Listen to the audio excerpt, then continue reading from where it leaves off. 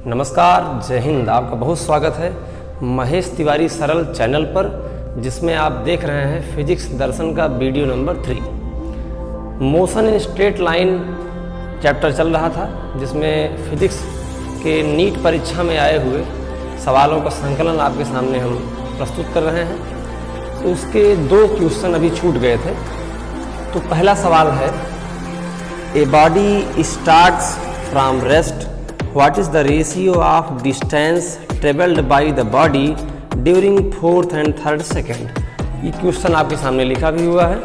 मतलब ये है कि एक बॉडी जो है रेस्ट से स्टार्ट करती है, विरामावस्था से चलना शुरू करती है, तो हमें ये बताना है कि चौथे सेकंड और तीसरे सेकंड जो दूरी चली है उसका अनुपात कितना है।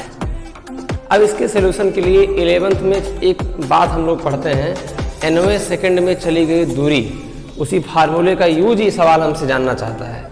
तो 9वें सेकंड में, चौथे सेकंड में, 5वें सेकंड में, किसी भी सेकंड में चली गई दूरी का सूत्र होता है SN, distance at n second, U + a/2 2n - 1। इस फार्मूले का यूज करेंगे। एक बार चौथे सेकंड यानी n का मान 4 रखेंगे और एक बार n के स्थान पर 3 रखेंगे। अब बॉडी स्टार्टिंग में रेस्ट में है, इसलिए हम लोग क्या करेंगे, u का वैल्यू रखेंगे 0 और यहाँ पर 7a/2 2n है, n के स्थान पर 4, 2 4 जा 8, 8 - 1, 7a/2 लाइक दिस, 2 × 3 6 हो जाएगा, फिर 5 आ जाएगा, 5a/2। क्वेश्चन ने कहा रेशियो, तो रेशियो आ जाएगा 7/5, दोनों का रेशियो निकाला गया है। 1993 में पूछा गया सवाल है, यानी एक फार्मूले को ये सवाल चेक कर रहा था कि 9वें सेकंड में चली गई दूरी का फार्मूला आपको मालूम है कि नहीं मालूम है। अगर आपको मालूम है तो आप लगाएंगे। और एक बात, अगर बॉडी विरामावस्था में है तो u का वैल्यू 0 कर देंगे। अब आते हैं अपने हम नेक्स्ट क्वेश्चन पर। वो हमारा क्वेश्चन है कि ए ट्रेन, आप यहाँ देखिए कि हमने शार्ट में लिखा हुआ है, पूरा क्वेश्चन पढ़ दे रहे हैं। A train of 150 metre length is going toward north, direction of at a speed of 10 metre per second. एक ट्रेन जो है 150 मीटर लंबी है और नॉर्थ डायरेक्शन में जा रही है। A parrot flies at the speed of 5 metre per second toward south direction, और एक तोता जो है वो दक्षिण की ओर उड़ता हुआ 5 मीटर पर सेकेंड के वेग से जा रहा है। तो सवाल ये है कि वो कितनी जल्दी, कितने टाइम में ट्रेन को क्रॉस कर लेगा। तो हम एक काम करते हैं, ट्रेन को मान लेते हैं स्थिर। अब ट्रेन खड़ी है और तोता जो है उसको पार करना चाहता है। तो यहाँ पर सापेक्ष वेग, रिलेटिव वेलोसिटी का कॉन्सेप्ट है। ट्रेन तोते की ओर, अगर आप नॉर्थ साउथ की बात करेंगे, ट्रेन नॉर्थ की ओर जा रही है और तोता जो है साउथ की ओर जा रहा है, यानी आपस में अपोजिट।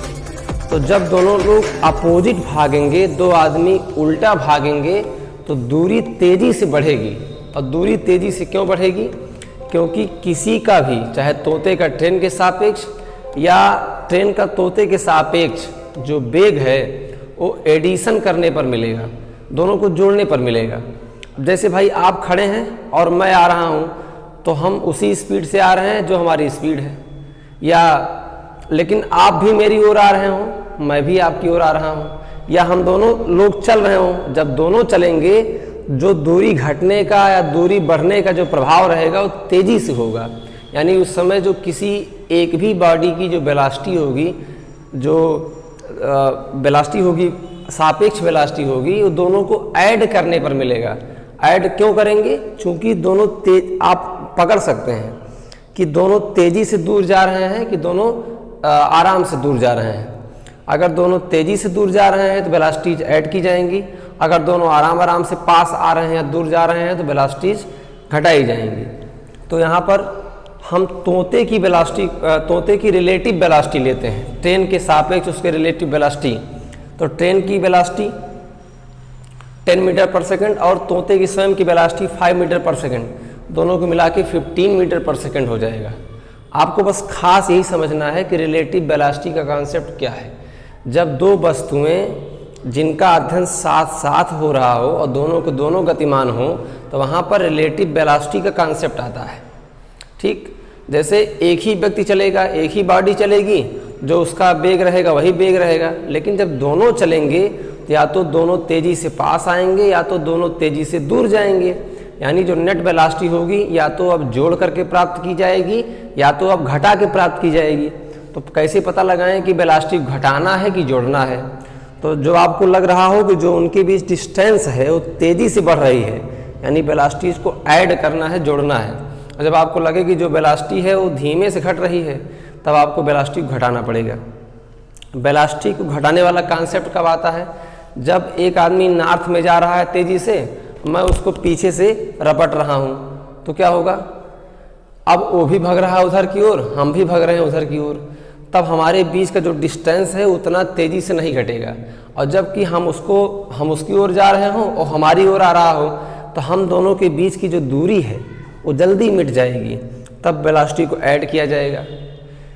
तो यूँ समझ लें कि जब दोनों वस्तुएं विपरीत दिशा में चल रही हों तो वेलोसिटी को ऐड किया जाएगा, और जब दोनों एक ही दिशा में चल रही हों तो वेलोसिटी को सब्ट्रैक्ट किया जाएगा रिलेटिव वेलोसिटी निकालने के लिए।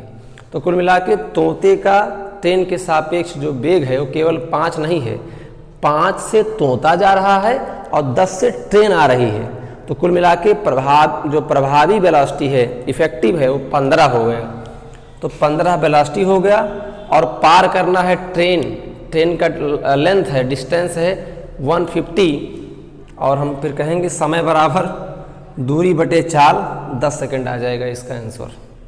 यानी ये जो 2 सवाल नीट में पूछे गए हैं, केवल एक हमारे 90 सेकंड में चली गई दूरी के सूत्र को चेक करना चाहता था, और एक हमारा रिलेटिव वेलोसिटी के कॉन्सेप्ट को जानना चाहता था।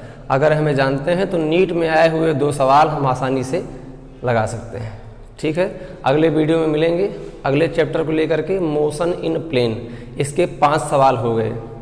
आपसे मैं फिर कह दे रहा हूँ, यही 5 सवाल ही नहीं आते हैं, और भी बहुत सारे सवाल आते हैं, लेकिन आप इन सवालों को देख के जान सकते हैं कि जो सवाल आ रहे हैं हम उसको आसानी से हल कर सकते हैं। सरल क्वेश्चंस आते हैं। हमारा लक्ष्य भी यही है कि आप ये जान पाएँ। धन्यवाद। जय हिंद।